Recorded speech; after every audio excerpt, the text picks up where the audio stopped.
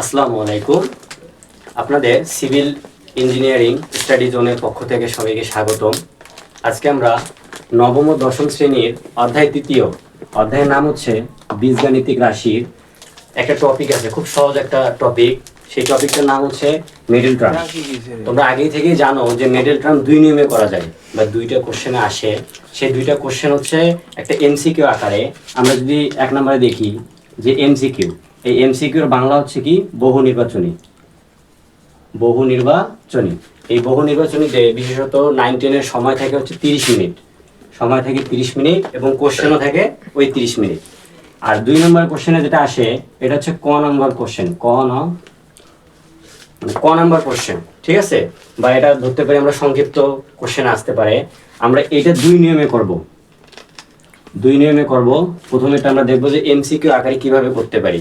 আচ্ছা, আমরা যে এমসিকিউটা লিখি বা এমসিকিউটা করি, এখানে যদি 30টা কোশ্চেনে 30 মিনিট সময় থাকে, তাহলে আমরা প্রতিটি কোশ্চেনে 1 মিনিট করে সময় পাই, তাই না? 1 মিনিট করে যদি সময় পাই, তাহলে আমাদের যদি আবার রিভিশন দিতে হয় যে কোনটা দাগাইলাম আবার কোনটা দাগাইলাম না, ঠিক আছে? সেজন্য আমরা শর্টকাটে একটা করার চেষ্টা করি।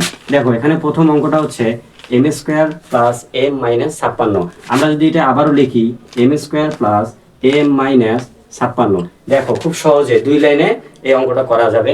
দেখো, আমরা 56টাকে প্রজাপতি করলাম, করার পর এমন দুটি সংখ্যা নিব যেটা গুণ করলে 56 মিলে এবং যোগ বিয়োগ করলে যেন m মিলে, ঠিক আছে? তাহলে আমরা দুটো সংখ্যা নিই, যেমন 8 আর 7, 27 56, আর 8টা m থেকে যদি আমরা 8m মাইনাস 7m দেই তাহলেই একটা m মিলে, ঠিক আছে? তাহলে আমরা যদি এখানে লিখি যে 8 গুণন 7, 8 গুণন 7, তাহলে আমরা লিখতে পারি 56।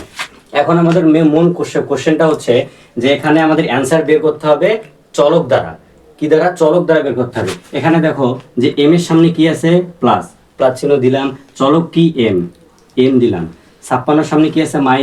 মাইনাস দিলাম, চলক হচ্ছে m দিলাম। তাহলে এখানে অ্যান্সার আসলো কি m plus 8 into m minus 7, এইটা হচ্ছে অ্যান্সার।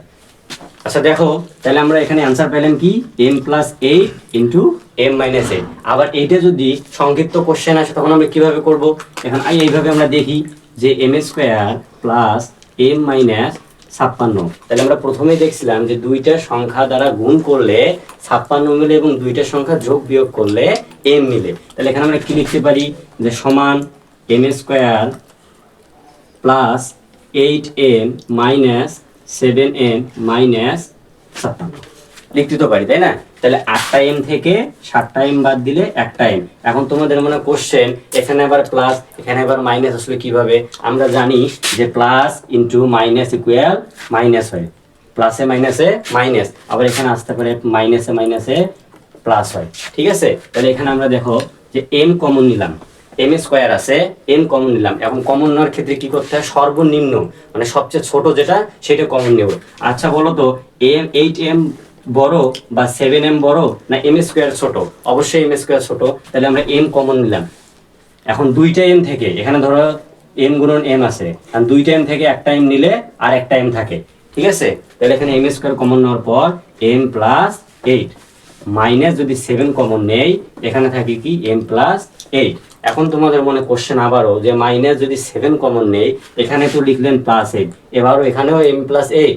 আচ্ছা, এখানে তোমাদের কোশ্চেনটা হতে পারে, দেখো এখানে যদি আমরা -7 কমন নেই তাহলে মাইনাসে প্লাস হয়। এখানে কিছুক্ষণ আগে আমরা দেখছি কি যে মাইনাসে প্লাস হয়। তাহলে আমরা এখানে লিখতে পারি, সাইডে লিখলাম যে এখানে কি আছে যে m প্লাস 8, দুইটা থেকে একটা, যদি কোনো চলক বা রাশি একই থাকে দুইটা থেকে আমরা একটা নিব। তো একটা নিলাম যে m প্লাস 8, আর বাকি থাকে কি m মাইনাস 7, এইটাই হচ্ছে তোমার মূল অ্যান্সার, ঠিক আছে? তাহলে এভাবে আসলে কি লিখবো আমরা? প্রথমত যদি এমসিকিউ আকারে আসে তাহলে উপরেরটা অনুযায়ী করব, যেমন 1 নম্বর অনুযায়ী করব। যদি সংক্ষিপ্ততে আসে তাহলে আমরা কি 2 নম্বর অনুযায়ী করব। ধন্যবাদ সবাইকে। আসসালামু আলাইকুম রহমতুল্লাহ।